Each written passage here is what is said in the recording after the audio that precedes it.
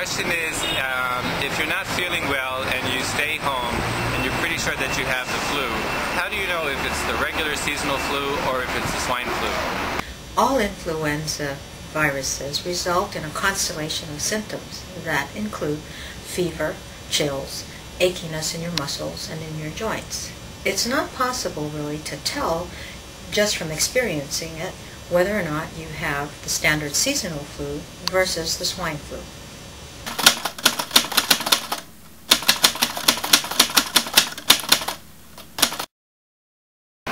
Well, my question is regarding swine flu. How much worse would it be for children than adults? Unfortunately, young children and young adults have been most adversely impacted by H1N1 infection. Children with no previous history of underlying medical conditions have developed pneumonia, been hospitalized, and even died from this infection. Young adults, as well as pregnant women, have also died at a much higher rate than one would expect from this population group.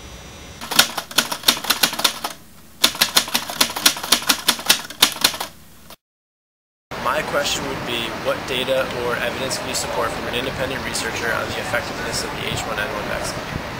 It really is too early to gauge the effectiveness of the H1N1 vaccination campaign because we're right in the middle of it.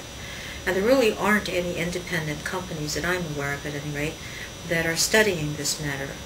CDC, NIH, and the World Health Organization are the agencies involved in the investigation of this new entity and its effect on the world communities. Oh, I was just wondering what the priority groups were for getting the H1N1 vaccine. The H1N1 vaccine should be taken by all individuals who fall into certain high-risk priority groups.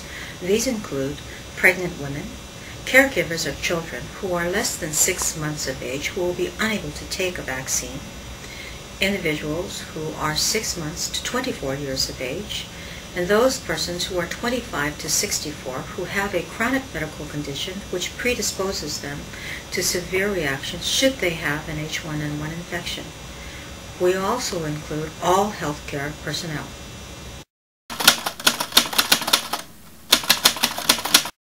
How are the statistics compiled when not everyone is tested for the H1N1 virus? It is impossible to test every single individual to determine whether or not they have H1N1 or the seasonal influenza. The Department of Health receives specimens from what we call sentinel physicians throughout the year, and we regularly test them to determine what kind of influenza virus is out there in the community. During times of peak activity, we also receive specimens in great numbers from the laboratories that reflect the activity of disease in our community.